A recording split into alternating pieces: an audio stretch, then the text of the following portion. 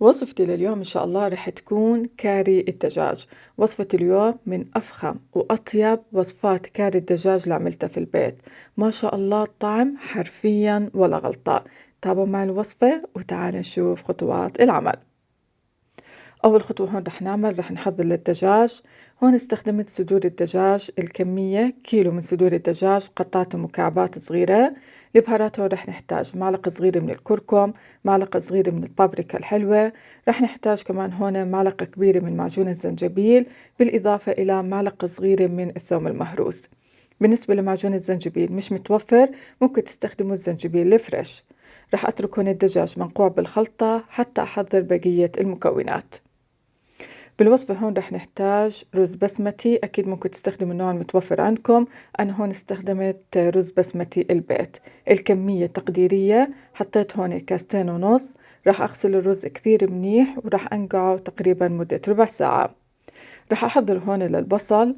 بالنسبة للبصل رح أستخدم الفرامة، بتسهل عليكم الشغل. هون رح نحتاج حبتين حجم وسط من البصل، طبعا قطعتهم مكعبات صغيرة شوي. رح أنزل هون الفلفل الحار، الكمية حسب الذوق. ورح نحتاج هون معلقتين كبار من الكزبرة. نزلت هون معلقة صغيرة من المي حتى تتحرك مع الماكنة. في حال مش متوفر عندكم الفرامة ممكن تستخدموا خلاط الكوكتيل. المهم إنه يكون معكم الخليط كثير ناعم. بنزل البصل بصحن وبخليه على جنب. ورح أحضر هون لخلطة البهارات. بالنسبة للبهارات هون رح نحتاج معلقة صغيرة مليانة من الكركم، معلقة صغيرة من البابريكا، رح نحتاج نص معلقة صغيرة من زنجبيل البودرة، ورح نحتاج كمان هون معلقة كبيرة من الكمون المطحون. أنا هون حطيت معلقتين صغار. ونزلت هون معلقة صغيرة من الكزبرة الناشفة. بخلطهم كثير منيح. رح أحل هون البهارات بالمي معلقة كبيرة. طبعا بنصحكم تجربوا انكم تحلوا البهارات بالمي، نكهتها غير في الأكل. وإذا ما حبيتوا برجع لكم انكم تستغنوا عن هاي الخطوة. هلا هون رح نحضر للرز. رح نحتاج كمية من الزيت. الرز هون صفيته كثير منيح من المي، نقعته بمي فاترة. ورح أنزل هون الملح تقريبا معلقتين كبار. بقلب الرز كثير منيح، بعديها بنزل عليه المي السخنة. لازم تكون المي ساخنة لما تنزلوها فوق الرز.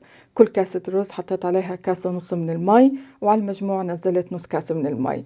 أول ما نزلت المي عن الوجه وطيت الغاز وخليت الرز حتى يتشرب عندي كل كمية المي على نار هادية. رح أخليه هون على جنب ورح أحضر هون للدجاج.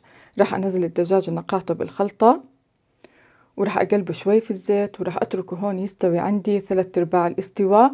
أول ما أشوف عندي صار 3/4 الاستواء بشيله وبخليه على جنب حتى يكمل الاستواء بالصلصة اللي رح نعملها. هيك عندي بعد ما خليته 3/4 الاستواء رح أشيله. بنفس الطنجرة هون رح نحضر للصلصة. بالنسبة للصلصة هون رح ننزل البصل، بقلبه، بتركه تقريبا هون مدة دقيقة. وبعديه هون رح أنزل صلصة البندورة. طبعا ذوبت 3 ملاعق كبار من معجون الطماطم بنص لتر من المي السخنة. بقلبهم مع بعض، بتركهم يتسبكوا شوي. وبعديها بنزل البهارات. طبعا هون مع البهارات ما تنسوا تحطوا معلقة كبيرة من بهارات الكاري.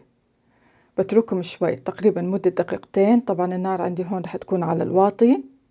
ورح أنزل هون الدجاج. طبعا هون رح أخلي الدجاج يكمل استواءه مع الصلصة. والأفضل يكون عندكم الغاز على الواطي. طبعا ما شاء الله الريحة.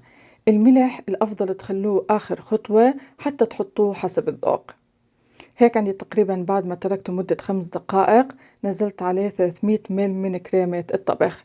في حال مش متوفرة عندكم كريمة الطبخ ممكن تستبدلوها بكاس من الحليب السائل تذوبوا فيه علبة من القشطة. طبعا تخفقوهم على جنب وتنزلوهم فوق الدجاج مع الصلصة. في حال مش متوفرة عندكم الحليب أو الكريمة ممكن تستبدلوه بلبن الزبادي. ما شاء الله نكهة الرز. طبعا الرز الكاري لازم يكون رز سادة ما عليه أي إشي من المنكهات، فقط زيت وملح. هلا هون رح أنزل الدجاج. لاحظوا قوام الصلصة. وما شاء الله الريحة. زي ما حكيت لكم هاي الوصفة من أطيب وصفات الكاري اللي اشتغلتها في البيت. جربوا الوصفة زي ما أنا عملتها بالضبط وأعطوني رأيكم فيها. وآخر إشي طبعا هون زينتها في الكزبرة وقدمتها. وهاي وصفة اليوم. إذا عجبتكم وعجبكم الفيديو ما تنسوا دعم قناتي، الاشتراك فيها، تفعيل زر الجرس حتى يوصلكم جديد القناة، ويعطيكم ألف عافية، وشكرا جزيلا لحسن المتابعة. معكم علا طشمان من قناة أطيب الوصفات يمي.